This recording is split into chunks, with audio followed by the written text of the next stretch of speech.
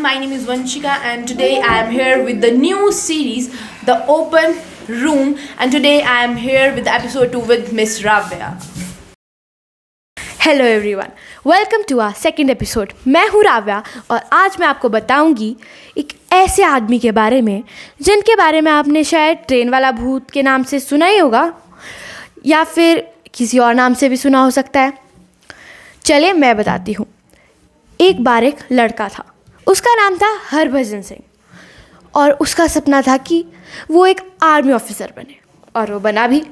लेकिन बेचारे हरभजन सिंह की 22 एज में ही डेथ हो गई और वो जब उनकी डेथ हुई वो साल था 1968, मंथ था अक्टूबर का और डेट थी 4।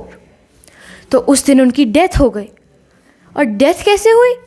वो एक पानी की मतलब रिवर में या फिर आप लोग जैसे बोलते हैं नाला, उसमें गिर के उनकी डेथ हो गई क्योंकि पानी का फ्लो बहुत था और बाहर बहुत ठंड चल रही थी। उनकी जो ड्यूटी थी वो थी सिक्किम और चाइना के बॉर्डर में, तो ठंड से उनकी डेथ हो गई और ऊपर से पानी का फ्लो बहुत था।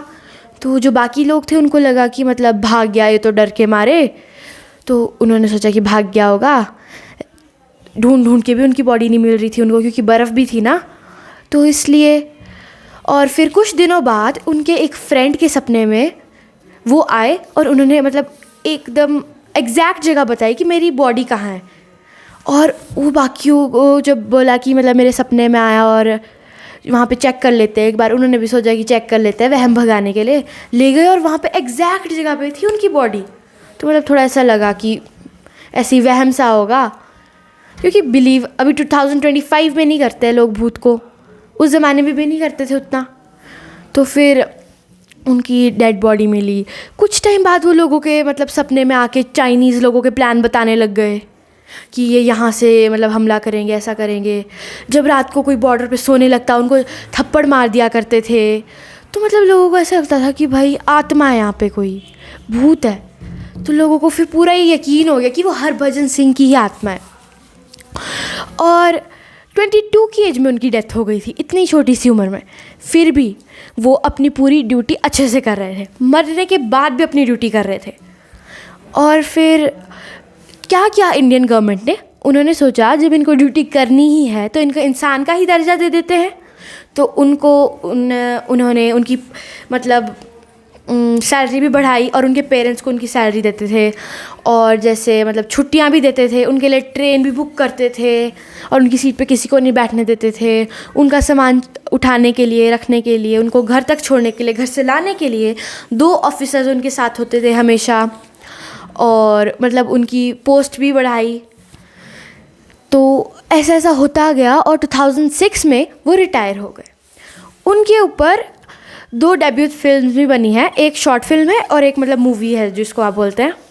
शॉर्ट फिल्म आप उस पर देख सकते हैं यूट्यूब पे, उसका नाम है प्लस माइनस। उसमें आप साइन बनाओगे तो शायद आएगा या नहीं मुझे नहीं पता, लेकिन आप अगर पूरी अच्छे से स्पेलिंग लिखोगे तो सर्च करके वो शॉर्ट मूवी आ जाएगी।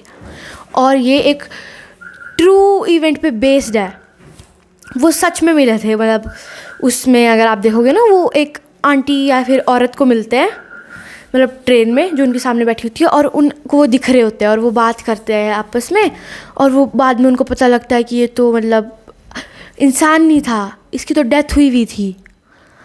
और इस चक्कर में इंडियन आर्मी वालों ने उनके नाम का मंदिर भी बनाया और इंडियन आर्मी वाले लोग उनको बाबा जी करके भी बोलते थे, बाबा जी।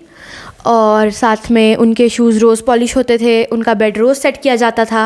लेकिन शाम तक उनके जो शूज़ थे वो कीचड़ वाले या फिर गंदे हो जाते थे और जो उनका बेड था वो सुबह के लिए मतलब ऐसे होता नहीं जैसे कि कोई सोया होगा, वैसा हो जाता था। क्यों? क्योंकि वो वहीं पे थे। और उनकी रिटायरमेंट होने के बाद भी, लीगली उनकी रिटायरमेंट हो चुकी है, लेकिन वो अभी भी उसी रूम में रहते हैं और उनके शूज़ अभी भी वैसे ही हैं। और वो जो मंदिर है ना, उसमें मतलब जैसे बाकी मंदिरों में होता है कि कोई और दे देगा खाना वगैरह, वहाँ पे तो आर्मी ही देती है अभी भी लोगों को प्रसाद वगैरह।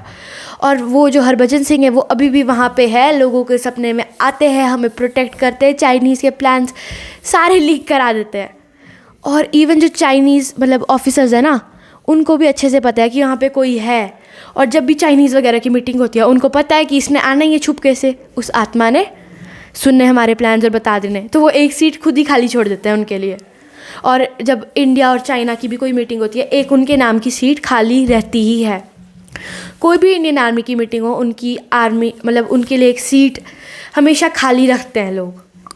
और जैसे चाइना के साथ बहुत लड़ाई हो गई थी इंडिया की, तो उस टाइम भी मतलब जैसे बाकी ऑफिसर्स को छुट्टी नहीं दी थी ना, कि मतलब अभी लड़ाई हो रही है, आप लोगों को छुट्टी नहीं मिल सकती है, सो सॉरी वगैरह। हरभजन सिंह के साथ भी वैसा ही हुआ, उनको भी छुट्टी नहीं मिली। मतलब जो रूल्स आर्मी के लिए थे वो 2006 तक हरभजन सिंह पे भी लागू होते थे। अब आप सोच रहे होंगे कि मैं मजाक कर रही हूँ, आत्माएं होती है तो फिर भूत होती है? नहीं भाई, अच्छी आत्माएं भी होती है इस दुनिया में। और जो सिक्किम के लोग हैं ना जो उधर रहते हैं, उनको भी वो फील होता है।